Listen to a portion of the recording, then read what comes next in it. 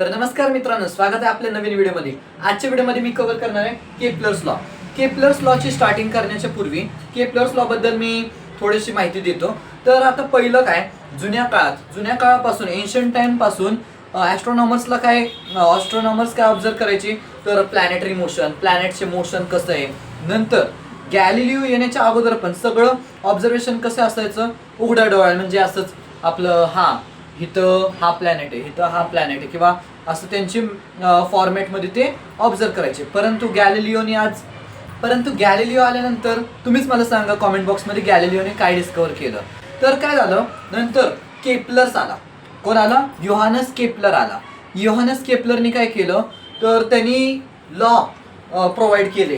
त्यालाच काय म्हणतात, लॉ ऑफ प्लॅनेटरी मोशन. त्याचे 3 लॉ आपल्या सायन्स 1च्या ग्रॅव्हिटेशन आपला चॅप्टर जो शिकतोय त्यामध्ये केपलरचे 3 लॉ आहे. तर त्या 3 लॉला आजच्या व्हिडिओमध्ये मी कव्हर करणार आहे.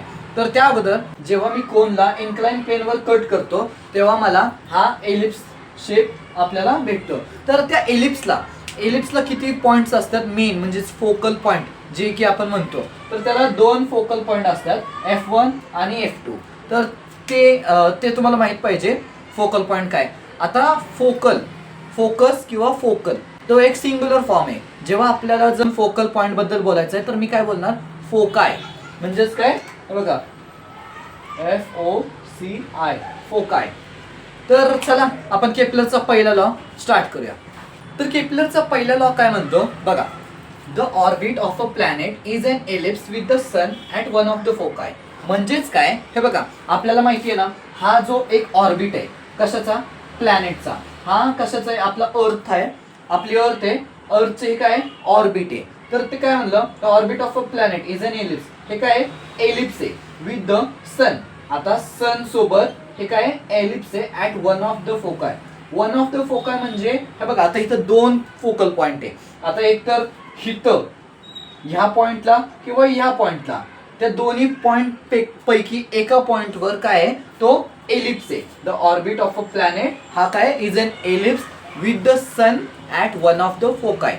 हा सर्वात सिंपल लॉ आहे, आपल्याला सहज पाठ होऊन जाईल. तर मित्रांनो, आता केपलरचा सेकंड लॉ स्टार्ट करूया. केपलरचा सेकंड लॉ काय म्हणतो, the line joining the earth म्हणजेच planet and the sun sweeps equal area in equal interval of time.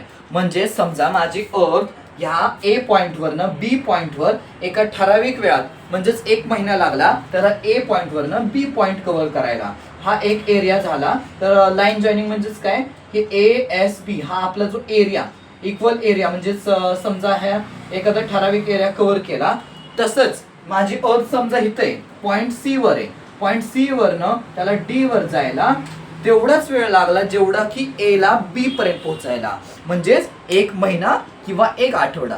तर तेवढा एरिया त्यांनी C पॉइंटवरनं D पॉइंटवर कव्हर केला. तर माझा एरिया काय झाला, ASB, आणि दुसरा एरिया काय झाला माझा, SDC म्हणा, किंवा आपला एरिया काय झाला, CSD. हे दोन्ही एरिया सिमिलर आहे.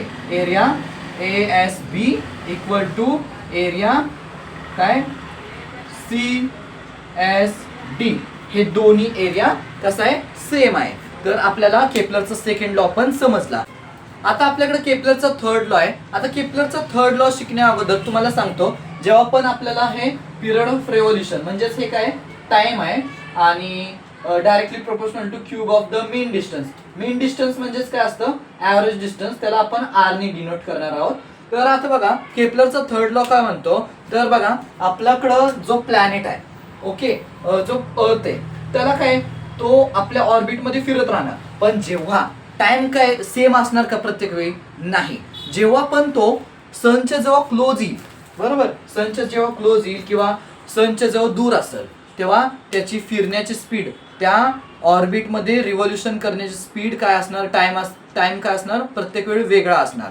आता बघा, square of its period of revolution म्हणजेच काय, T² is directly proportional to cube of the mean distance. Mean डिस्टन्सला आपण काय म्हणलं, R. तर cube of the mean distance.